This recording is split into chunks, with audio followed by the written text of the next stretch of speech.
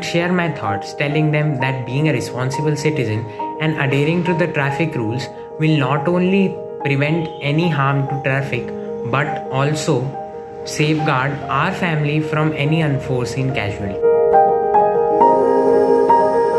My responsibilities as a pedestrian are to cross the road at the designated zebra crossing, walk on the platform, and walk against the traffic.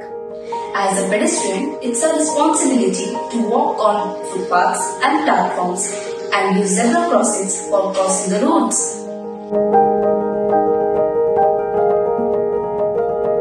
If I see a road accident taking place, I would call Road Safety Helpline for help immediately.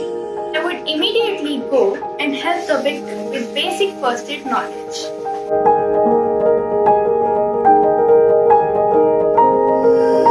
One thing which I absolutely can't stand from a co-passenger is they sticking out their head and body out of the window. I cannot stand my co-passengers sticking their head or body out of the window or distracting the driver unnecessarily.